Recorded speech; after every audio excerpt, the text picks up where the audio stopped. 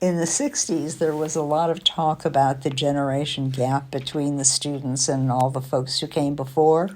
And my father said, "You really don't know generation gaps. Now, let me tell you about a real generation gap."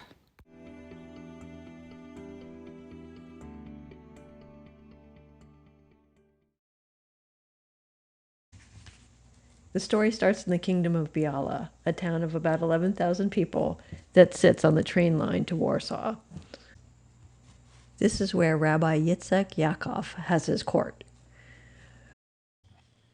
Yitzhak Yaakov's court was at the end of Mizricher Street, where he had an apartment, a house of prayer, and a mikveh, which is a ritual bathhouse, built.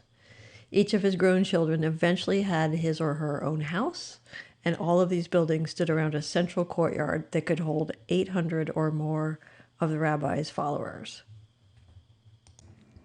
The Biala court was one of many Hasidic kingdoms, but it stood out for its wealth and its lineage.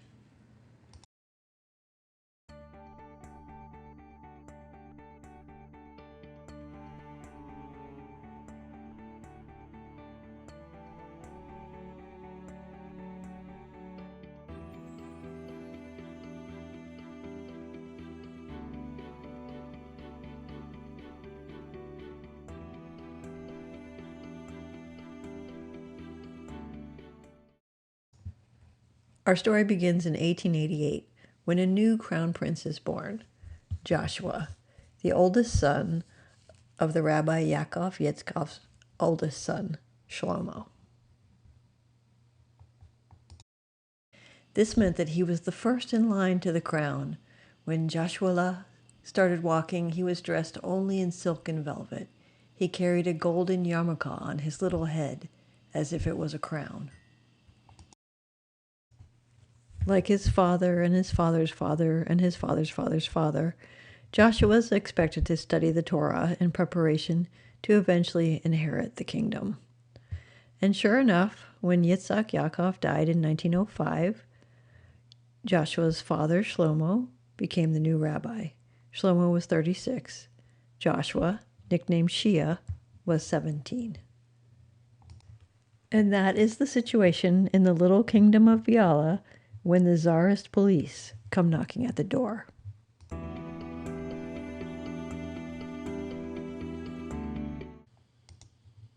Trunk writes, "Who could imagine that pale Joshua, the prince dressed in silken velvet, who had his own servant, who could believe that when he asked his servant to leave him alone and close the door, when the Hasidim were sure that he was studying the mystic writings, he was actually reading the books of Karl Marx?"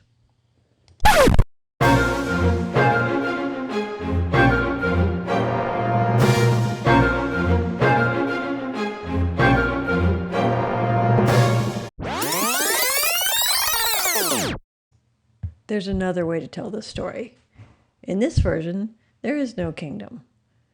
Instead, there is a small Hasidic community in a shtetl town in the Polish part of the Tsarist Russian Empire during a time of huge disruption and eventually revolution. In this town, Shlomo and his children are relatively wealthy and privileged, and if they follow in Yitzhak Yaakov's footsteps, they can expect to be supported and rewarded by followers of their own. But following in those footsteps involves studying all day long, being married off at age 16 or 17, and starting a family right away, because only one son could inherit the father's court, and it didn't actually have to be the eldest. There were often big, ugly rivalries between brothers, so even the eldest had to constantly work to please the Hasidic followers. It's very possible that many such sons would have looked for an escape, and maybe the rebellious theories of Marxists was a way for someone like Shia to imagine a better world. Folks who were socialist and Zionist were folks focused on now and the future, and they looked at people who were religious as superstitious, as leading in the past, at doing only what they're told to do. And now, back to our story.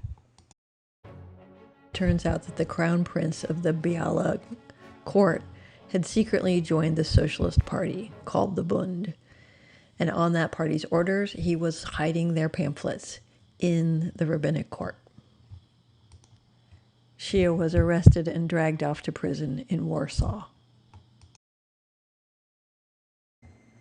This episode seems to mark the end of the Biala dynasty's reign. The Hasidic followers did put their wealth towards freeing Shia, but after that, whether through fire or loss of faith or something else, the court came to an end. None of the 4 sons inherited the court. Instead, they all moved to neighboring towns and established their own, presumably much smaller and less wealthy courts. Shia married another radical child of a famous rabbi, and he moved to Lodz and then to Warsaw at some point, where he eventually had a small factory making roofing materials. 3 of Shia's 4 brothers, Moshe, Yoska, and Herschel, followed in their brothers' footsteps. They all became labor organizers. Harry married Des, a Marxist intellectual who, like Shia, had spent a little time in jail for her political activities. Only Pincha stayed within the Hasidic tradition and became a cantor in the small town of Mezrich that their father had moved to become a rabbi. Pincha had 1 child, a daughter named Minya, who married a communist and I assume was a communist herself, although I don't know. So that is the story of Harry's real generation gap. It wasn't all of the younger generation. Some of Yitzhak Yaakov's grandsons and great-grandsons did carry on the tradition. But it was a tidal wave of change that had many parents sitting Shiva for their revolutionary children as if they had died. My father's father was different from most of the other rabbis around because he never sat Shiva for any of his sons, and most of his colleagues did.